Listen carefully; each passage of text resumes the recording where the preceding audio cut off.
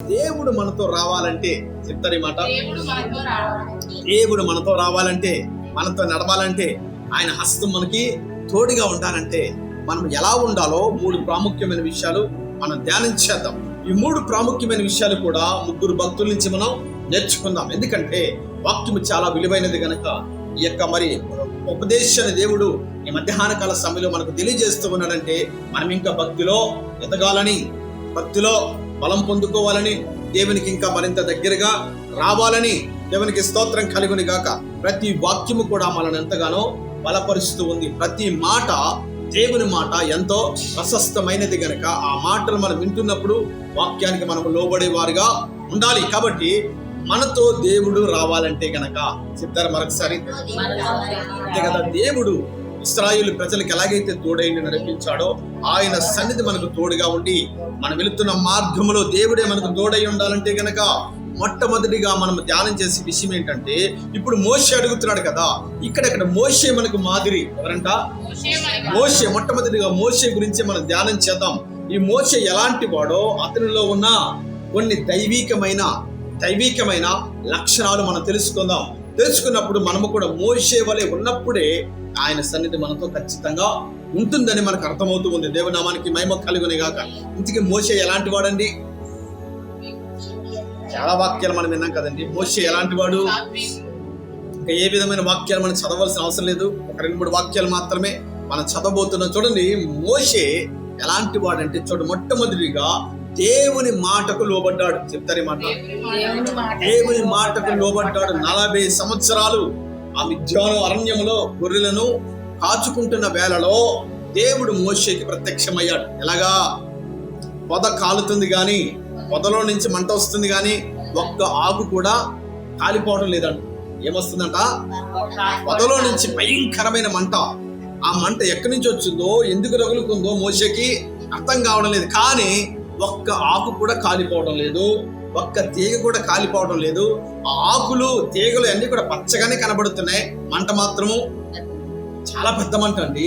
ఆ మంట మరి సౌండ్, భయంకరమైన సౌండ్ తో మరి ఆ మంట బగబగా మండిపోతున్నప్పుడు ఆ దృశ్యాన్ని కళ్ళారా చూడాలని ఏం చేయాలనంట?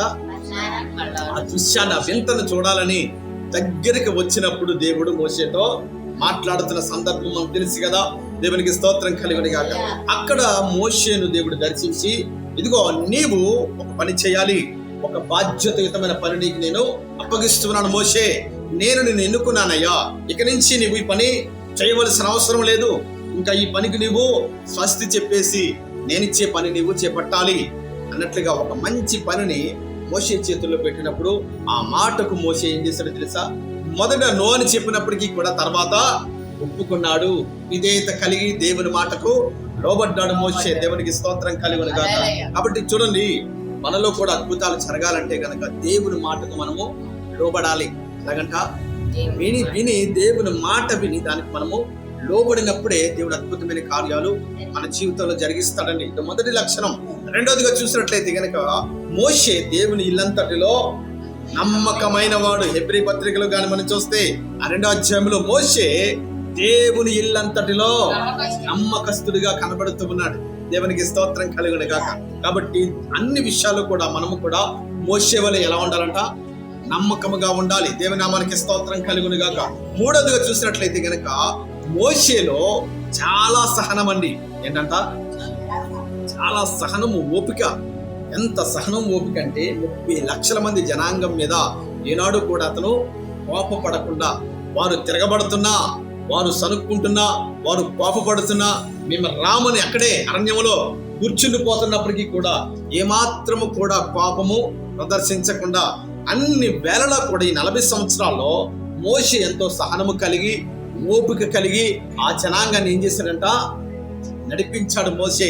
దేవునికి స్తోత్రం కలుగును గాక. తన సొంత బిడ్డల వలె, ఎలాగంట?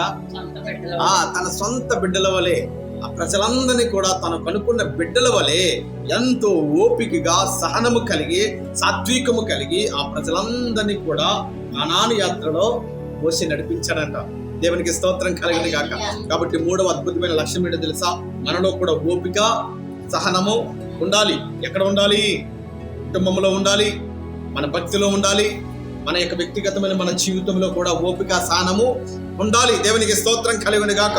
కొన్నిసార్లు మనం ప్రార్థన చేస్తాము కానీ సమాధానము రాదు. అప్పుడు ఏముండాలి? మనకి ఓపిక ఉండాలి.